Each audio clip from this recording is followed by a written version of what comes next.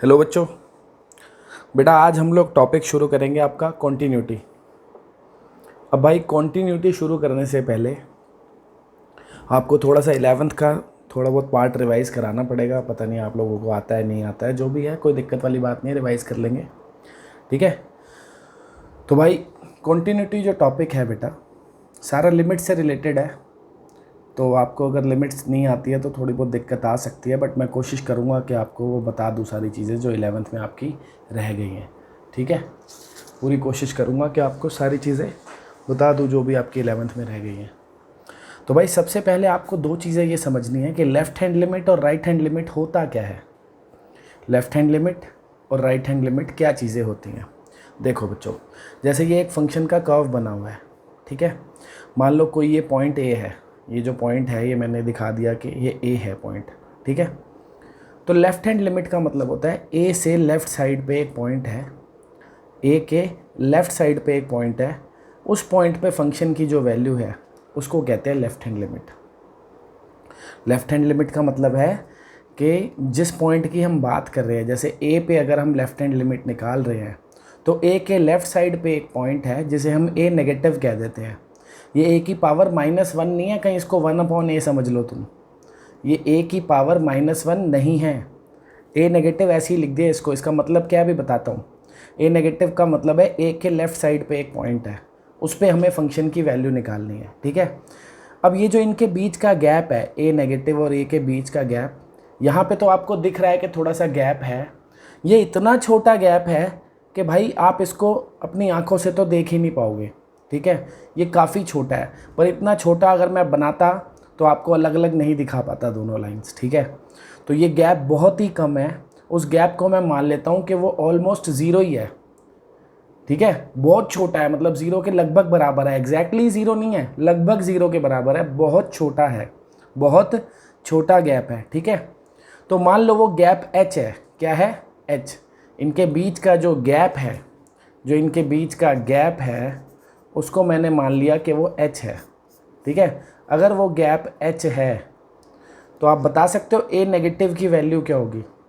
ए negative की value a minus H नहीं हो जाएगी, क्योंकि बीच का जो गैप है मैंने कह दिया h है, और a से h कम ही तो है ये a नेगेटिव, है ना। तो a नेगेटिव की जो वैल्यू हो गई वो क्या हो गई, a माइनस एच। बट याद रखना h is approximately zero, h ना के बराबर है, बट एग्जैक्टली ज़ीरो नहीं है। एग्जैक्टली ज़ीरो होता तो a और a नेगेटिव तो एक ही पॉइंट हो जाता, है ना। तो समझ गए लेफ़्ट हैंड लिमिट क्या है। लेफ़्ट हैंड लिमिट कभी भी किसी पर्टिकुलर पॉइंट, अगर a की लेफ़्ट हैंड लिमिट निकालनी है, a की लेफ़्ट हैंड लिमिट निकालने का मतलब है, एक फंक्शन की a पे लेफ़्ट हैंड लिमिट निकालने का मतलब है कि a नेगेटिव पर फंक्शन की वैल्यू निकालो।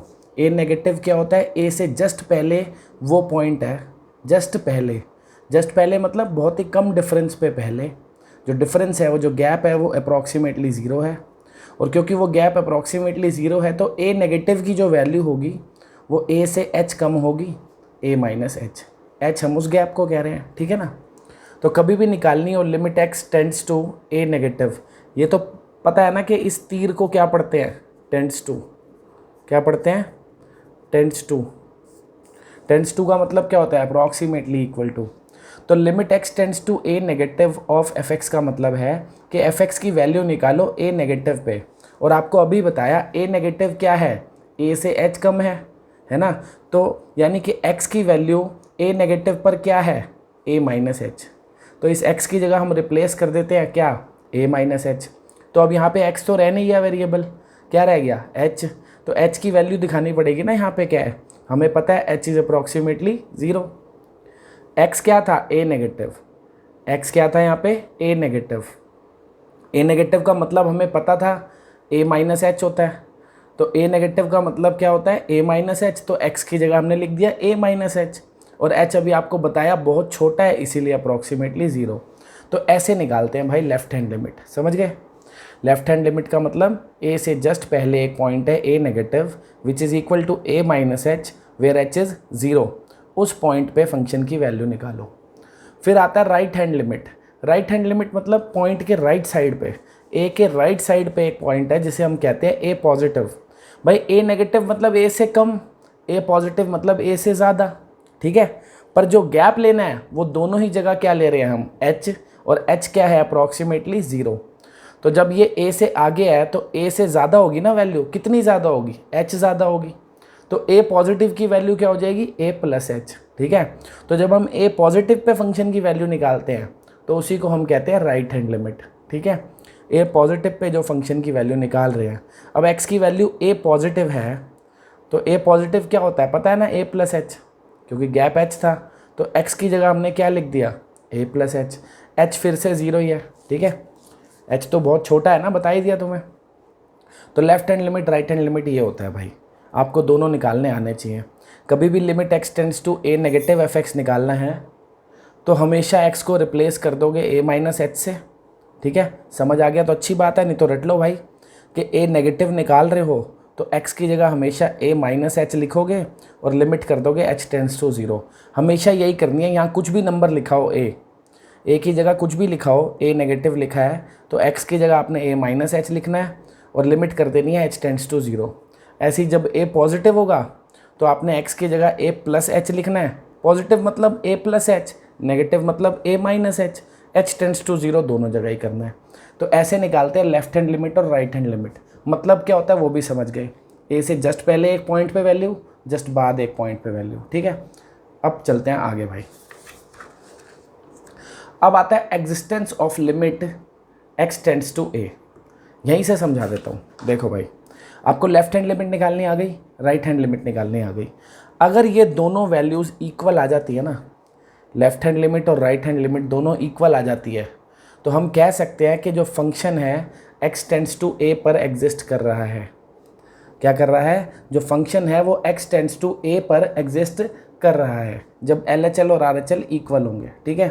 x टेंड्स टू a का मतलब क्या होता है, अप्रॉक्सीमेटली इक्वल टू a, चाहे a से कम हो चाहे a से ज़्यादा हो, तो वो दोनों इक्वल आ गए। इसका मतलब limit x tends to a exist कर रही है, ठीक है। वही लिखा है देखो, यहाँ पे हम समझा रहे हैं existence of limit x tends to a fx, कि कब fx एग्जिस्ट करेगा limit x tends to a पर। टेंड्स टू का मतलब क्या था, अप्रॉक्सीमेटली इक्वल टू a, है ना। तो a के अप्रॉक्सीमेटली इक्वल है, a से थोड़ा कम भी हो सकता है, थोड़ा ज़्यादा भी हो सकता है। तो एग्जिस्ट कब करेगा, जब थोड़ा कम यानी LHL और थोड़ा ज़्यादा यानी RHL वो दोनों इक्वल हो जाएंगे। तो if LHL and RHL at point x equal to a both are equal then limit x tends to a fx exist, ठीक है। कहने का मतलब है अगर limit x tends to a negative और limit x tends to a positive दोनों पे ही fx इक्वल है और दोनों मान लो किसी तो वैल्यू के इक्वल आ ही रहे होंगे ना, जब मैं इसको सॉल्व करूँगा तो कुछ तो आएगा ही, इसको भी सॉल्व करूँगा कुछ तो आएगा ही। वो दोनों इक्वल है तो मैंने मान लिया वो दोनों किसी कांस्टेंट k के इक्वल है। तो अगर ये दोनों इक्वल आ जाते हैं और k के इक्वल आ जाते हैं किसी भी कांस्टेंट के, ठीक है, तो मैं कह सकता हूँ कि limit x tends to a fx exist कर रही है। और limit x tends to a fx की वैल्यू क्या है, यही k है, यही k है, ठीक है। याद रहेगा अगर LHL और RHL इक्वल आ जाते हैं तो इसका मतलब limit x tends to a fx exist करता है और उसकी वैल्यू क्या होगी, वही होगी जो उन दोनों की वैल्यू है, क्या है, k, ठीक है। बट याद रखना है ये इक्वल होंगे तो डिफाइंड होने चाहिए। कई बार बच्चे क्या कहते हैं ये भी इन्फिनिटी आ गया, ये भी इन्फिनिटी आ गया, दोनों इक्वल हो गए। अबे इन्फिनिटी इन्फिनिटी तो डिफाइंड ही नहीं है, ये दोनों डिफाइंड होने चाहिए और फिर इक्वल होने चाहिए। अगर ये दोनों डिफाइंड है और इक्वल है तब आप कहोगे कि ये एग्जिस्ट कर रहा है, ठीक है। Limit x tends to a negative, limit x tends to a positive, दोनों डिफाइंड है, ठीक है। नॉट डिफाइंड हुआ दोनों में से कोई भी या दोनों नॉट डिफाइंड हुए तो आप ये नहीं कह सकते ये एग्जिस्ट कर रहा है। एग्जिस्ट का मतलब ये डिफाइंड होनी चाहिए चीज़। अगर ये दोनों इन्फिनिटी होके इक्वल हो गए तो दोनों तो नॉट डिफाइंड है ना, फिर एग्जिस्ट कैसे करेगा, ठीक है। तो दोनों डिफाइंड होने चाहिए और इक्वल होने चाहिए, तब आप कहोगे कि limit x tends to a fx exist करता है, ठीक है भाई। और वैल्यू क्या हो जाएगी, जो इन दोनों की वैल्यू है, ये हो गई एग्जिस्टेंस। ये सारा काम था 11th का भाई। अब बात आती है कंटिन्यूटी की। किसकी बात आती है, कंटिन्यूटी की। तो ये पढ़ने से पहले आपको एक चीज़ समझाता हूँ। देखो कंटिन्यूटी की जब हम बात करते हैं, कंटिन्यूटी का मतलब क्या है कि भैया कंटिन्यूस चल रहा है, कंटिन्यूस चल रहा है, टूट नहीं रहा फंक्शन, कहीं पे टूट नहीं रहा। जैसे मान लो मैंने ऐसा कोई ग्राफ बना दिया, अगर आपको याद हो आपने देखा होगा ग्रेटेस्ट इंटीजर फंक्शन का ग्राफ होता है ऐसा कुछ,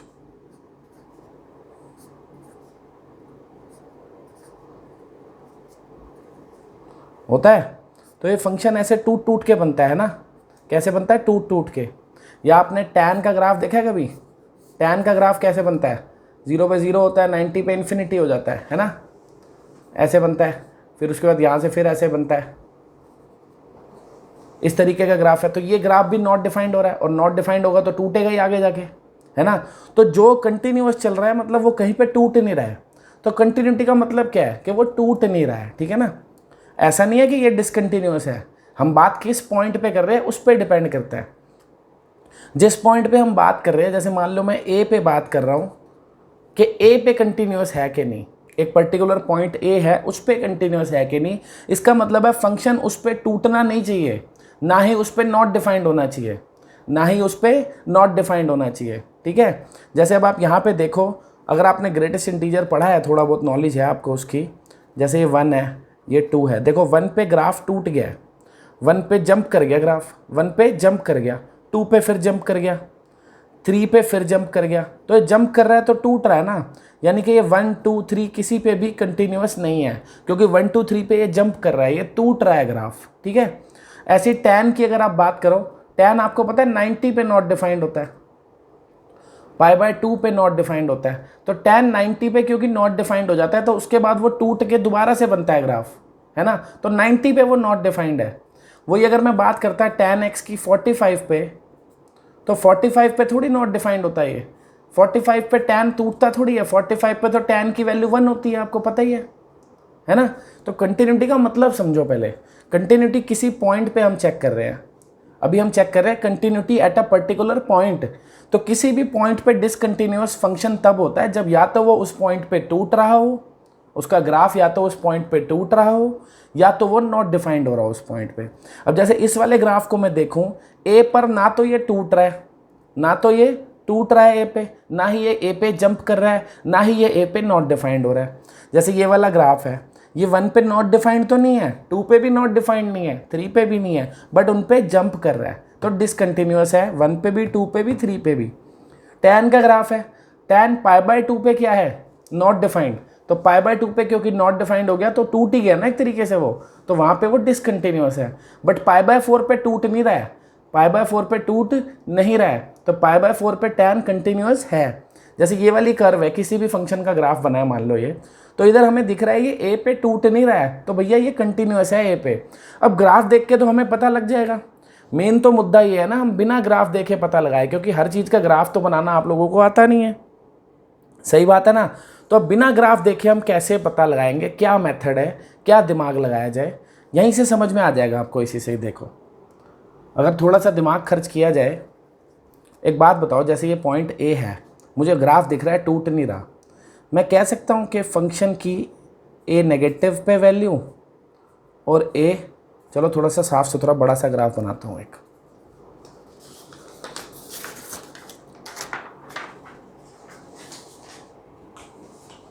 देखो मान लो एक फंक्शन है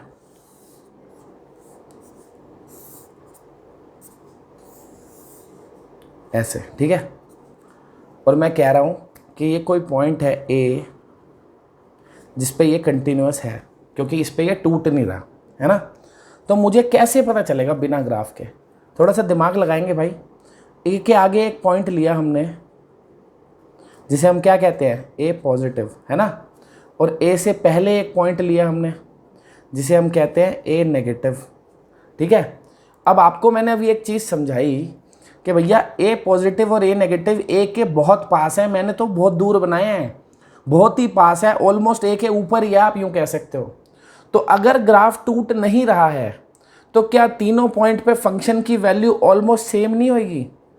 देखो इन तीनों पॉइंट पे फंक्शन की जो हाइट है वो ऑलमोस्ट सेम होगी। मेरी तो अभी नहीं दिख रही आपको, क्योंकि मैंने गैप लिया है, बहुत छोटा गैप लेना है, बहुत छोटा मैं लेता तो आपको दिखा नहीं पाता। जब मैं बहुत ही छोटा गैप लूँगा तो तीनों पॉइंट पे फंक्शन की जो वैल्यू होगी वो ऑलमोस्ट सेम होगी, है ना। तो वो इसका मतलब वो टूटा नहीं, ए से पहले भी वही वैल्यू थी, ए के बाद भी वही वैल्यू है, ए पर भी वही वैल्यू है, मतलब वो ए पे नहीं टूट रहा, है ना। तो इसी से हमें पता लग जाएगा फंक्शन ए पे टूट रहा है कि नहीं टूट रहा, या नॉट डिफाइंड तो नहीं है कहीं ए पे। अगर हमें पता चल गया कि भैया ए पे कोई वैल्यू आ रही है which is not defined, a negative पे भी कोई वैल्यू आ रही है which is not defined, not defined आ रही है, तो फिर तो डिसकंटिन्यूअस हो जाएगा ना। लेकिन अगर ऐसा होता कि ए पे कोई वैल्यू आ रही है which is defined, a negative पे भी कोई वैल्यू आ रही है वो भी डिफाइंड है, ए पॉजिटिव पे भी कोई वैल्यू आ रही है वो भी डिफाइंड है, तीनों डिफाइंड है और तीनों ही इक्वल है, तो इसका मतलब वो टूटा नहीं ग्राफ ए पे।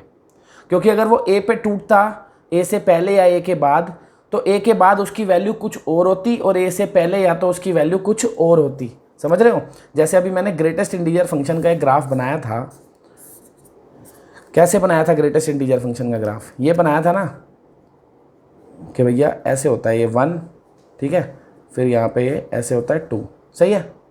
तो आपने देखा कि भैया 0, देखो 1 पे जो ग्राफ आया, 1 पे ग्राफ जंप कर गया, 1 से जैसे ही वैल्यू आगे गई, 1 पॉजिटिव कह सकता हूँ ना उसको, 1 से जरा सी भी आगे गई तो ग्राफ 1 पे ही जंप कर गया। ये तो 1 पे ही जंप कर गया। 1 से पहले वैल्यू क्या थी? 0। 1 से पहले, 1 से जस्ट पहले अगर आप वैल्यू देखो तो वैल्यू क्या है y की? 0। लेकिन 1 पे आते ही वैल्यू क्या हो गई? 1 हो गई, जंप कर गई ना। तो 1 से जस्ट पहले कुछ और थी, 1 पे कुछ और है, 1 पे कुछ और है, यानी कि 1 नेगेटिव और 1 इक्वल नहीं है ना।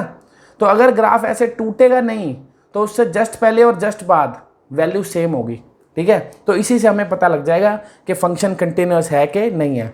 तो फंक्शन कब कंटिन्यूअस होगा? 2-3 बातें ध्यान में रखनी है। फंक्शन कब कंटिन्यूअस होगा? पहली बात तो फंक्शन की ए पे वैल्यू, ए नेगेटिव पे वैल्यू यानी LHL और ए पॉजिटिव पे वैल्यू यानी RHL, वो तीनों डिफाइंड होनी चाहिए। और दूसरी बात, वो तीनों इक्वल होनी चाहिए। क्या मैं ये कह सकता हूँ जो फंक्शन कंटिन्यूअस होगा उसकी limit x tends to a f(x) exist करेगी? हाँ करेगी, क्योंकि मैं कह रहा हूँ तीनों इक्वल होंगे। जब a नेगेटिव और a पॉजिटिव दोनों ही इक्वल होते हैं तभी तो वो एग्जिस्ट कर जाता है ना। हमें पता है a नेगेटिव और a पॉजिटिव अगर दोनों एग्जिस्ट करें और दोनों इक्वल हो तो ये एग्जिस्ट करता है limit x tends to a। x tends to a का मतलब होता है ये दोनों अपने आप में, ये एक इन दोनों को बोल रहा है। x tends to a exist कर रहा है मतलब ये भी एग्जिस्ट कर रहा है, ये भी एग्जिस्ट कर रहा है और दोनों इक्वल है ना। और ये दोनों इक्वल है और वो a पे जो वैल्यू आ रही है उसके भी इक्वल है, तो फंक्शन कंटिन्यूअस है। बस यही है, और क्या है कंटिन्यूटी? देखो क्या लिखा है, continuity of a function f(x) at a point x equal to a। a पे कंटिन्यूटी कैसे चेक करते हैं? एक तो fa डिफाइंड होना चाहिए। fa मतलब फंक्शन की वैल्यू जो आ रही है a पे वो डिफाइंड होनी चाहिए, वो नॉट डिफाइंड नहीं होनी चाहिए। दूसरी, limit x tends to a f(x) exist करना चाहिए। एग्जिस्ट कब करता है? जब LHL और RHL बराबर होते हैं, है ना। और वो जो एग्जिस्ट कर रहा है तो वो fa के इक्वल हो। Limit x tends to a f(x) किसके इक्वल हो? fa के।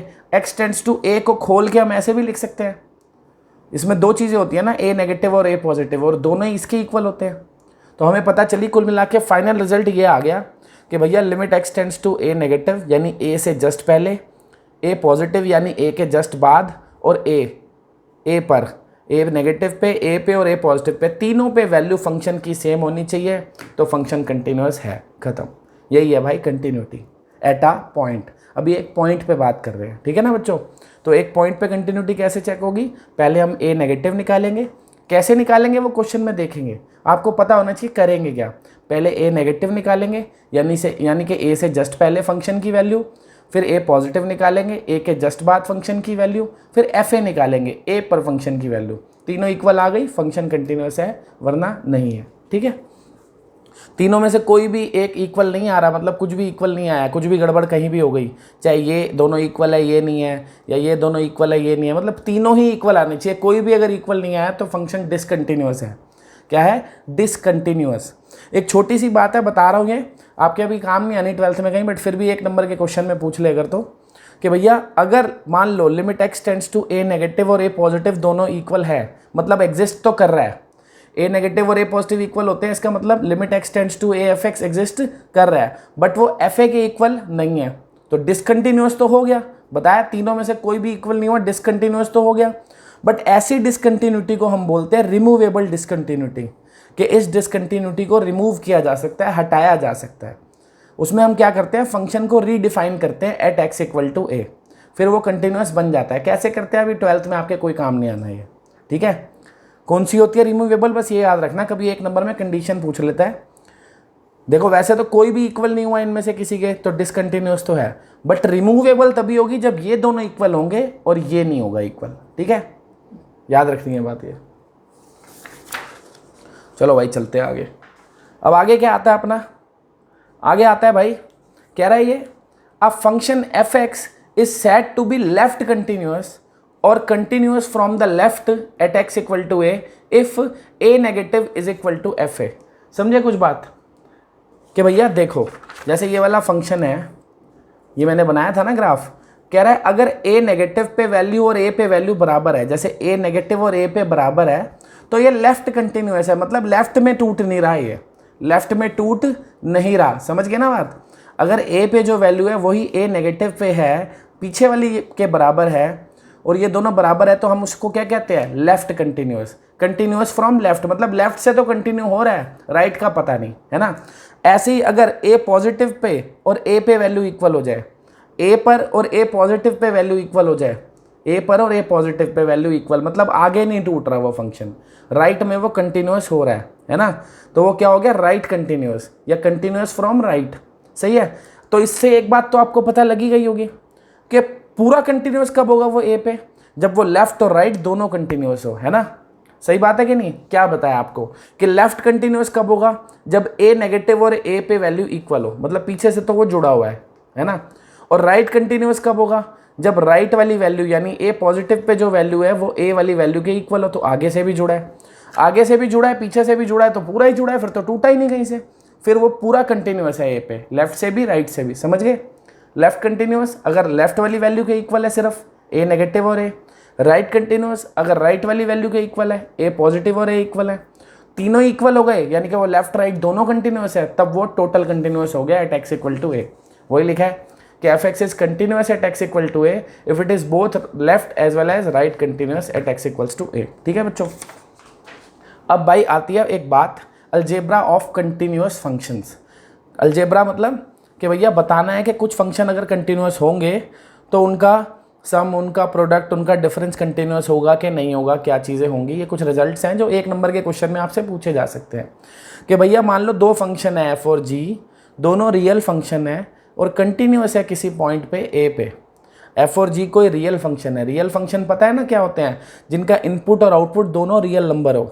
ठीक है, और वो दोनों ही कंटिन्यूअस है किसी पर्टिकुलर पॉइंट ए पे, ऐसा दे रखा है, और के मान लो कोई कांस्टेंट दे रखा है हमें, तो एफ प्लस जी यानी कि दोनों फंक्शंस का सम, एफ माइनस जी यानी दोनों का डिफरेंस, दो बार एफ माइनस जी लिख दिया, यहाँ पे इसको लिख देता हूँ भाई एफ इंटू जी, क्या कर देते हैं, एफ इंटू जी। ठीक है, कि दोनों फंक्शंस का सम, दोनों का डिफरेंस, जी माइनस एफ भी ले सकते हो, एफ इंटू जी दोनों का प्रोडक्ट, या इन दोनों फंक्शंस को अगर मैं मल्टीप्लाई कर दूँ किसी स्केलर से, के से, के दे रखा था ना कोई नंबर, तो अगर कोई फंक्शन कंटिन्यूअस है तो उसको के टाइम्स कर दूंगा तब भी वो कंटिन्यूअस रहेगा। अगर कोई फंक्शन जी कंटिन्यूअस है उसको मैं एक दूसरे से मल्टीप्लाई कर दूंगा, जैसे ये एफ इंटू जी था, ये जी इंटू एफ है, वो कंटिन्यूअस रहेगा। ठीक है ना, दो फंक्शन एफ और जी कंटिन्यूअस हैं, उनको ऐड करूंगा तो जो नया फंक्शन आएगा वो भी कंटिन्यूअस होगा। ये दोनों कंटिन्यूअस है, इनको माइनस करूंगा तो जो आएगा वो भी कंटिन्यूअस होगा। समझ गए कि 2 फंक्शन अगर कंटिन्यूअस हैं तो उनका सम भी कंटिन्यूअस होगा, उनका डिफरेंस भी कंटिन्यूअस होगा, उनका प्रोडक्ट भी कंटिन्यूअस होगा, और उन इंडिविजुअल फंक्शन को अगर किसी नंबर से मल्टीप्लाई कर दूं के से, तो जो नया फंक्शन आएगा वो भी कंटिन्यूअस होगा। ठीक है, ये रिजल्ट काम आते हैं। अगला क्या है कि अगर f कंटिन्यूअस है तो उसका रेसिप्रोकल यानी 1/f भी कंटिन्यूअस होगा, लेकिन ये याद रखना कि f की वैल्यू a पे 0 नहीं होनी चाहिए, क्योंकि f की वैल्यू अगर a पे 0 हो जाएगी तो 1/0 हो जाएगा ना, a पे तो नॉट डिफाइंड हो जाएगा। तो f अगर कंटिन्यूअस है 1/f हमेशा कंटिन्यूअस होगा। कब नहीं होगा? अगर f की वैल्यू उस पॉइंट पे 0 होगी, क्योंकि उससे वो एग्जिस्ट ही नहीं करेगा, नॉट डिफाइंड हो जाएगा। सही है ना। अगर 2 फंक्शन f और g कंटिन्यूअस हैं तो उनका रेशो भी कंटिन्यूअस होगा, उनका फ्रैक्शन भी कंटिन्यूअस होगा, बट याद रखना है जिस फंक्शन को आप नीचे लिख रहे हो वो 0 नहीं होना चाहिए उस पॉइंट पे। मान लो f और g a पॉइंट पे कंटिन्यूअस हैं, ठीक है ना। ऐसा फर्ज करो f की वैल्यू a पे 2 आ रही है और g की वैल्यू a पे 0 आ रही है, तो 2/0 तो नॉट डिफाइंड हो जाएगा ना भाई। मान लो कोई a पॉइंट है, जब मैं उसको f में रखता हूँ तो आंसर आ रहा है 2, और ए पॉइंट को जब मैं जी में रखता हूँ तो आंसर आ रहा है 0, तो 2/0 तो नॉट डिफाइंड हो जाएगा, बट 0/2 थोड़ी नॉट डिफाइंड होगा। तो ये थोड़ा ध्यान रखना पड़ेगा कि अगर दो फंक्शन कंटिन्यूस हैं तो उनका फ्रैक्शन कंटिन्यूस हमेशा होगा, चाहे f/g हो चाहे g/f हो। बट ये ध्यान में रखना है कि जो नीचे फंक्शन लिखोगे डिनोमिनेटर में वो x = a पे 0 नहीं होना चाहिए, नहीं तो फ्रैक्शन नॉट डिफाइंड हो जाएगा। इंडिविजुअली वो डिफाइंड ही रहेंगे बट फ्रैक्शन नॉट डिफाइंड हो जाएगा तो डिसकंटिन्यूस हो जाएगा। भाई जो चीज़ नॉट डिफाइंड हो गई वो डिसकंटिन्यूस हो गई, है कि नहीं। चलो आगे। अब क्या कह रहा है ये, कह रहा है भाई अगर f और g दो रियल फंक्शन है और उनका फॉग डिफाइंड है, मतलब उनका फॉग निकल सकता है, पढ़ा है ना फर्स्ट चैप्टर में f(g) कंपोजिशन ऑफ फंक्शन। मान लो f और g दो रियल फंक्शन है और उनका फॉग एग्जिस्ट कर रहा है और g कंटिन्यूस है x = a पे और f कंटिन्यूस है at GA, then fog is continuous at x = a। तो ये सारी बात पढ़ के कुछ समझ में नहीं आया होगा, ऐसा मुझे तो लग रहा है। नहीं आया ना, चलो अब समझाता हूँ तरीके से। भाई कहने का मतलब है सिंपल f और g दो फंक्शन है, वो दोनों कंटिन्यूस, दोनों रियल फंक्शन है, तो उनका जो फॉग होगा, जो उनका कॉम्पोजिशन होगा वो कंटिन्यूस तभी होगा। ये IFF वाला इफ पता है ना क्या होता है, IFF वाला इफ क्या होता है, इफ एंड ओनली इफ, कि भैया ये होगा तीनों तभी ये होगा, सही है ना। IFF इफ मतलब इफ एंड ओनली इफ। तो फॉग कब कंटिन्यूस होगा एट x = a, सबसे पहली बात तो f और g रियल फंक्शन होने चाहिए। क्या होने चाहिए, रियल फंक्शन, यानी उनका इनपुट और आउटपुट रियल होना चाहिए। दूसरी बात, f और g कंटिन्यूस होने के लिए g का कंटिन्यूस होना जरूरी है, f का नहीं, g का। पहले g का कंटिन्यूटी देखेंगे क्योंकि g को डाल रहा हूं ना f में। f और g का मतलब क्या होता है, g को f में डालो तो g इनपुट हो गया f का। तो अगर g खुद ही नॉट डिफाइंड हो गया तो वो f में कैसे डलेगा, है ना। g खुद ही नॉट डिफाइंड हो गया तो f तो अपने आप ही नॉट डिफाइंड होगा। भाई g f का इनपुट है, g यहाँ पर f का इनपुट है, अगर g नॉट डिफाइंड हो गया, g ही कंटिन्यूस नहीं है, तो g को जब f में डालूंगा तो कहाँ से कंटिन्यूस चीज़ आएगी, नहीं आएगी ना। तो g का कंटिन्यूस होना जरूरी है सबसे पहले। तो फॉग तभी कंटिन्यूस होगा जब g कंटिन्यूस होगा एट x = a, पहली बात। फिर बेटा जब g कंटिन्यूस है a पे, अब आप g को f में डाल रहे हो, g को f में डालने का मतलब क्या होता है, g का आउटपुट f में डाल रहे हो, है ना। अगर जिन्होंने फॉग पढ़ा है उन्हें पता होगा, पहले जब हम फॉग निकालते हैं पहले हम g को देखते हैं, पहले हम g को देखेंगे a पे। g को हमने a पे देखा, वो कंटिन्यूस है, वो डिफाइंड है, फिर उसको f में डालेंगे। f में डला क्या, फिर f में तो g डला ना, f का इनपुट a थोड़ी है, f का इनपुट ga होगा, f का इनपुट a नहीं है, a डलेगा g में, फिर जो रिजल्ट आएगा g से यानी GA का मतलब क्या होता है, g में a डाल के जो आउटपुट आया, तो जो आउटपुट आएगा वो डलेगा f में, है ना। तो f का जो इनपुट होगा वो GA होगा, तो f की कंटिन्यूटी किस पे चेक होगी, GA पे, ना कि a पे, समझ गए। भाई फॉग को चेक कर रहा हूँ a पे, तो पहले g को चेक करना पड़ेगा a पे कि g a पे कंटिन्यूस होना चाहिए। फिर g अगर a पे कंटिन्यूस है तो g का आउटपुट इज GA, तो f का इनपुट क्या बनेगा, GA, तो f should be continuous at GA। f किस पे कंटिन्यूस होना चाहिए, g पे, GA पे। अगर ये दोनों कंडीशन सेटिस्फाई कर रही है तभी फॉग कंटिन्यूस होगा एट x = a। इस तरीके से चेक करेंगे भाई, ठीक है। जिनको ये बात समझ में नहीं है इसका मतलब उन्होंने फंक्शंस चैप्टर नहीं पढ़ा, उन्हें कॉम्पोजिशन वगैरह नहीं पता है, पता होगी तो ये समझ आ जाना चाहिए था। आगे चलते हैं भाई, आगे कह रहा है कॉन्टिन्यूटी ऑन एन इंटरवल। अभी हमने कॉन्टिन्यूटी जो सारी पढ़ी है वो एक पर्टिकुलर पॉइंट पे पढ़ी है, किसी एक पॉइंट पे फंक्शन टूट रहा है कि नहीं टूट रहा। अब हम कॉन्टिन्यूटी पढ़ेंगे पूरे इंटरवल में, मतलब एक गिवन रेंज है आपको 5 से लेके 10 तक, ऐसे कि फंक्शन एक पर्टिकुलर रेंज के बीच में कहीं पे टूट रहा है कि नहीं टूट रहा, कहीं पे नॉट डिफाइंड तो नहीं हो रहा। तो कॉन्टिन्यूटी सबसे पहले पढ़ेंगे एक ओपन इंटरवल पे। ओपन इंटरवल आपको पता है ना, जैसे ये लिखा है ए बी, इसका मतलब है ए और बी इंक्लूड नहीं हो रहे, बस बीच की सभी वैल्यूज इंक्लूड हो रही है। तो function A comma be open interval में कंटिन्यूस तभी होता है जब वो ए से बी के बीच में सभी पॉइंट्स पे कंटिन्यूस हो, इंडिविजुअली सभी पॉइंट्स पे कंटिन्यूस होना चाहिए, कहीं पे भी टूटना नहीं चाहिए, याद रखना है। ओपन इंटरवल पे फंक्शन कब कंटिन्यूस होगा, जब इनके बीच में जितने भी पॉइंट है एक्सेप्ट ए एंड बी, ए और बी को नहीं लेना क्योंकि ओपन है वैसे भी, तो इनके बीच में सभी पॉइंट्स पे फंक्शन क्या होना चाहिए, कंटिन्यूस होना चाहिए। दूसरा कंटिन्यूटी होना क्लोज्ड इंटरवल। क्लोज इंटरवल में आपको पता है ना ए और बी इंक्लूड होते हैं। अब बच्चे ना कंफ्यूज हो जाते हैं कि ओपन इंटरवल है मतलब वो सब पे कंटिन्यूस है except a and b, closed है तो वो ए और बी पे भी कंटिन्यूस होना चाहिए और बीच में भी होना चाहिए, ऐसा नहीं है भाई। इसमें तो ठीक है कि सबके ए से बी के बीच में सब पे कंटिन्यूस होना चाहिए, ए से बी के बीच में जितने भी नंबर हैं उन सब पे कंटिन्यूस होना चाहिए। पर क्लोज्ड में थोड़ी बात अलग है। क्लोज्ड में 3 बातें ध्यान रखनी है। पहली बात, ए से बी के बीच में तो होना ही चाहिए कंटिन्यूस, ए से बी के बीच में तो होना ही चाहिए। ए पे कंटिन्यूस होना ज़रूरी नहीं है, बी पे भी कंटिन्यूस होना ज़रूरी नहीं है। ए पे राइट कंटिन्यूस होना ज़रूरी है, बी पे लेफ्ट कंटिन्यूस होना ज़रूरी है। क्लोज इंटरवल में देख रहा हूँ ना, मतलब ए से तो आगे ही चलूंगा ना, पीछे थोड़ी जाऊंगा, और बी पे भी पीछे आऊंगा, आगे थोड़ी जाऊंगा। तो ए के राइट साइड में कंटिन्यूस होना चाहिए और बी के लेफ्ट साइड में। Common sense. नहीं समझे बात? यार एक बात बताओ, मैं आपको कह रहा हूँ कि एक फंक्शन है ऐसे, और मैंने कहा ये ए से बी के बीच में टूटना नहीं चाहिए, तो मैं ए के पीछे क्यों देखूंगा? नहीं देखूंगा ना। और बी के आगे भी क्यों देखूंगा? तो मैं ए के आगे से ही शुरू करूंगा ना बात। तो ए जो है वो राइट साइड में कंटिन्यू होना चाहिए और बी जो है वो लेफ्ट साइड में कंटिन्यू होना चाहिए, और बीच में तो सारी जगह भैया टूटना तो कहीं भी नहीं चाहिए। तो ए से बी के बीच में तो सारी जगह कंटिन्यूस होना चाहिए। ए से सिर्फ राइट कंटिन्यूस होना चाहिए और बी से लेफ्ट। ए पे पूरा कंटिन्यूस नहीं होना चाहिए। कंटिन्यूस और लेफ्ट कंटिन्यूस, राइट कंटिन्यूस में फ़र्क पता है ना? कोई फंक्शन अगर ए पे कंटिन्यूस है, इसका मतलब ए से पहले और ए के बाद उसकी वैल्यू इक्वल है। सही है? ये फिलहाल फंक्शन ए पे भी कंटिन्यूस है, बी पे भी है, बीच में भी है। लेकिन मान लो कोई फंक्शन में ऐसा बना देता, ये मान लो पॉइंट ए है, ठीक है भाई, और ये पॉइंट बी है, और यहाँ पे मैंने कहा फंक्शन आगे ऐसे टूट के कंटिन्यू हो गया ऊपर, तो बी पे तो टूट गया। अब बी पे ये कंटिन्यूस नहीं है, बट ये बी पे लेफ्ट कंटिन्यूस है, क्योंकि बी के पीछे तो टूट नहीं रहा ना, ये आगे टूट रहा है, तो ये बी पे लेफ्ट कंटिन्यूस है। सही है? ये ए पे, अगर इसको भी मान लो यहाँ पे तोड़ के ऐसे बना दूँ कुछ आगे, तो ये ए पे लेफ्ट कंटिन्यूस नहीं है बट राइट कंटिन्यूस है। तो अगर आपसे पूछा जाए इन जनरल क्या ये कर्व ए पे कंटिन्यूस है? नहीं है भाई, क्योंकि ए पे टूट रही है। बी पे कंटिन्यूस है? नहीं है भाई, क्योंकि बी पे टूट रही है। क्या ए पे राइट कंटिन्यूस है? हाँ, क्योंकि ए के राइट में नहीं टूट रही। क्या बी के लेफ्ट कंटिन्यूस है? हाँ, क्योंकि बी के लेफ्ट में नहीं टूट रही। सही है? ये वाली कर्व जो है वो ए पे कंटिन्यूस है ही पूरी, क्योंकि ए पे टूट नहीं रही, लेफ्ट भी है राइट भी है। ये वाली बी पे लेफ्ट भी है राइट भी है, दोनों कंटिन्यूस है। तो ये तो ए पे भी है, बी पे भी है, बीच में भी है। ये वाली ए पे कंटिन्यूस नहीं है, बी पे नहीं है। ए पे सिर्फ राइट कंटिन्यूस है, बी पे सिर्फ लेफ्ट, और बीच में तो सब पे ही है। ठीक है?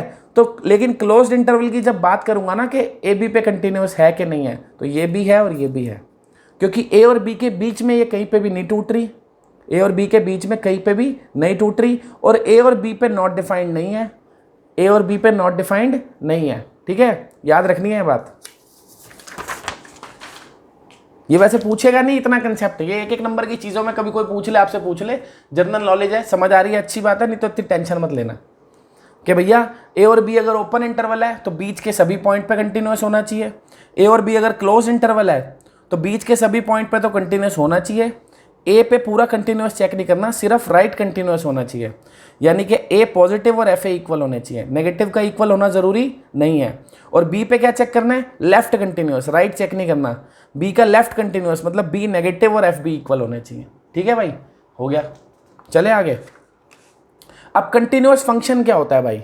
कंटिन्यूस फंक्शन क्या होता है?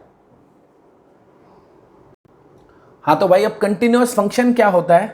एक ऐसा फंक्शन जो अपनी डोमेन में कंटिन्यूस हो। कंटिन्यूस फंक्शन किसे कहते हैं? एक ऐसा फंक्शन जो अपनी गिवन डोमेन में, गिवन डोमेन पता है ना क्या होती है किसी भी फंक्शन की?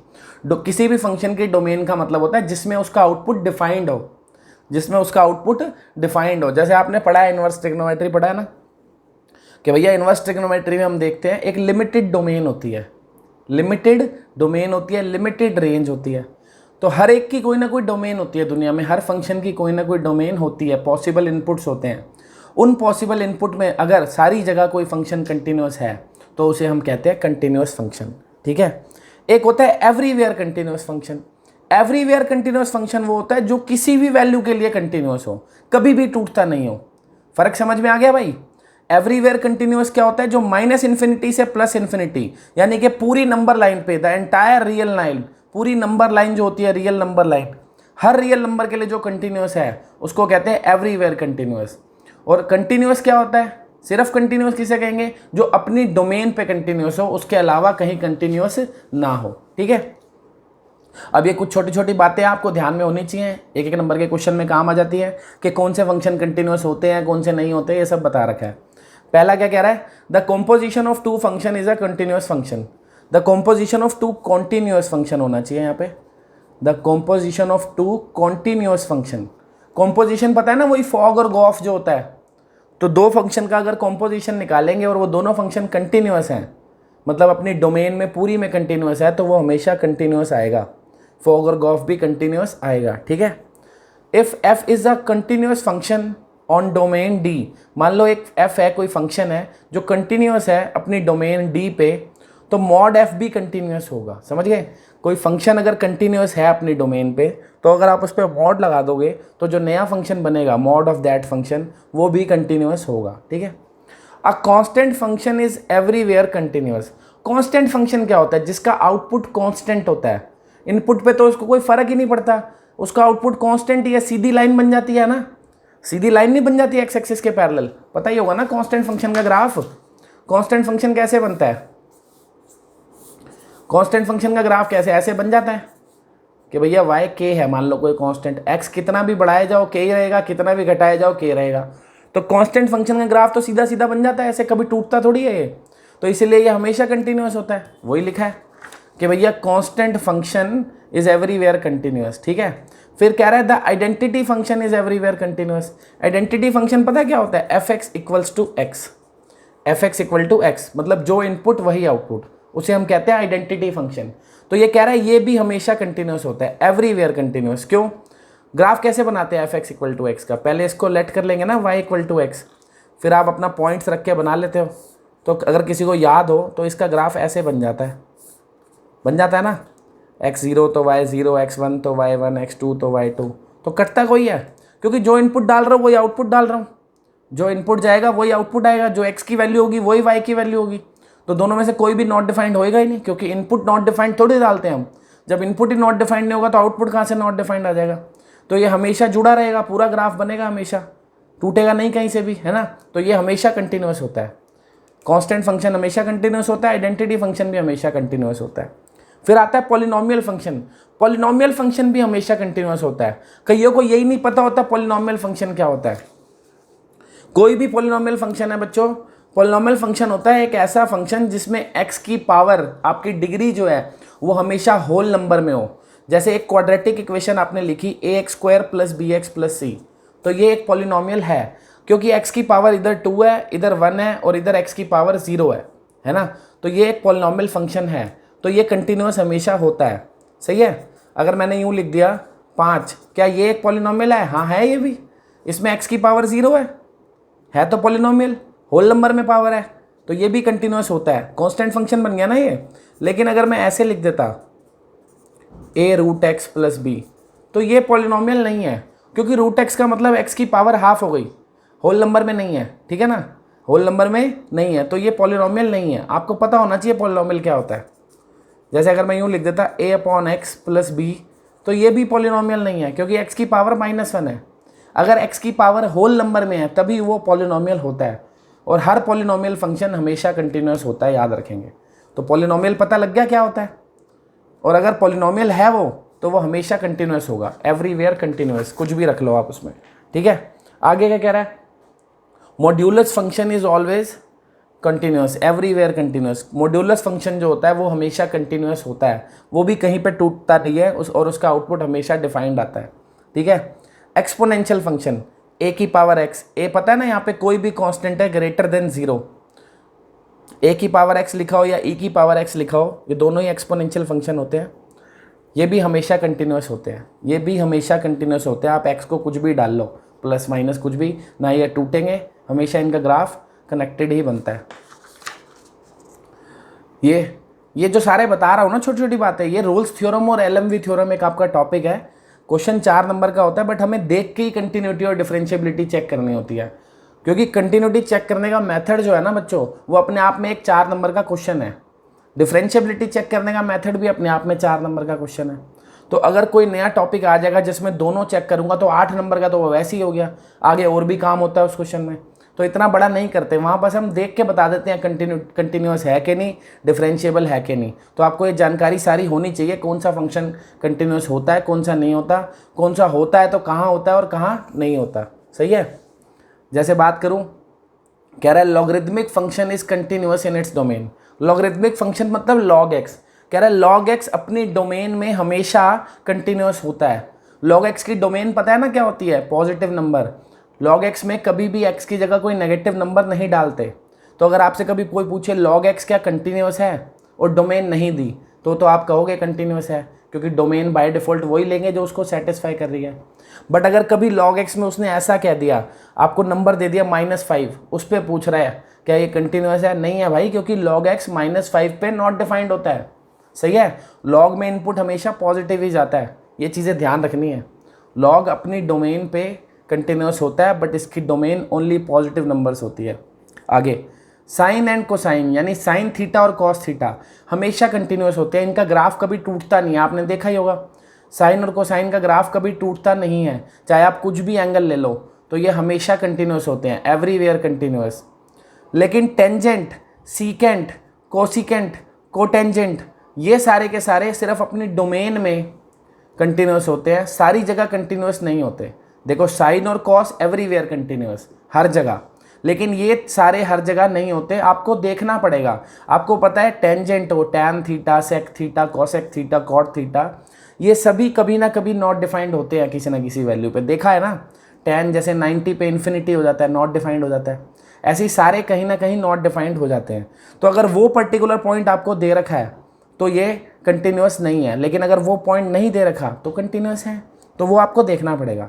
ऐसे साइन कॉस में कुछ देखने की जरूरत नहीं है, हमेशा कंटिन्यूस, बट इनमें आपको देखना पड़ेगा, टैन है, सेक है, कॉसेक है, कॉट है, कि कहीं वो पॉइंट तो नहीं इंक्लूड हो रहा जिस पे ये इन्फिनिटी होते हैं। अगर वो पॉइंट नहीं हो रहा तो भैया, अगर वो पॉइंट इंक्लूड नहीं हो रहा तो ये कंटिन्यूस है, अगर वो पॉइंट इंक्लूड हो रहा है जिस पे ये नॉट डिफाइंड होते हैं तो कंटिन्यूस नहीं है। इनवर्स ट्रिग्नोमेट्रिक फंक्शन हमेशा अपनी डोमेन में कंटिन्यूस होते हैं, क्योंकि उनकी डोमेन तो वैसे ही रिस्ट्रिक्टेड होती है ना, तो ये अपनी डोमेन में हमेशा कंटिन्यूस होते हैं। आपको सबकी डोमेन पता ही है। अगर उल्टी पुल्टी कोई डोमेन दे रखी हो, जो जैसे साइन इनवर्स दे रखा है, उसकी डोमेन आपको पता है क्या होती है, -1 से 1 होती है। अगर उसके अलावा दे दी कभी साइन इनवर्स में, तो कह देना भैया ये तो नॉट डिफाइंड ही है, तो फिर कंटिन्यूस कहाँ से हो जाएगा। तो थोड़ा दिमाग लगाना पड़ेगा ना ऐसे, कि भैया साइन इनवर्स की डोमेन हमें पता है -1 से 1 होती है। अगर उसके अलावा उसने पूछा साइन इनवर्स कंटिन्यूस है किसी और वैल्यू पे, तो हम कहेंगे नहीं है, डिफाइंड ही नहीं है उस पर, वो तो कंटिन्यूस कहाँ से होगा। ठीक है ना। तो सारे इनवर्स फंक्शन अपनी डोमेन में कंटिन्यूस होते हैं।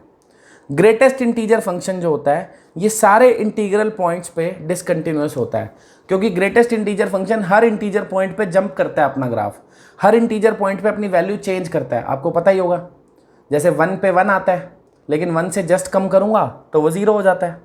तो हर इंटीजर पॉइंट पे ग्रेटेस्ट इंटीजर क्या करता है, अपना ग्राफ जंप करता है। तो दुनिया के हर इंटीजर पे ग्रेटेस्ट इंटीजर डिसकंटिन्यूस होता है। सही है, आगे बात समझ में। अब भाई ये कुछ लिमिट्स की आइडेंटिटीज़ हैं जो आपको सारी की सारी पता होनी चाहिए। ये आइडेंटिटीज़ आपने 11th में पढ़ी हैं, अगर आपको नहीं आती होगी तो नेक्स्ट वीडियो में हम क्वेश्चन करेंगे, आपको समझ नहीं आएंगे। आपको ये सारी आइडेंटिटीज़ आनी चाहिए, ठीक है, कि limit theta tends to 0 sine theta upon theta 1 होता है। पढ़ी हुई है आपने, सारी पढ़ी हुई है ना, तो ये सारी की सारी आइडेंटिटीज़ भाई लर्न कर लेना। नेक्स्ट वीडियो में क्वेश्चन करेंगे कंटिन्यूटी के, और ये अच्छे से नोट्स बना लेना, जो जो बातें लिखवाई हैं इनको लिखोगे तभी भेजे में घुसेगी भाई। ठीक है, अच्छे से इनको लिखना, दोबारा एक बार पढ़ना, सब समझ में आ जाएगा। चलो बाय, थैंक यू।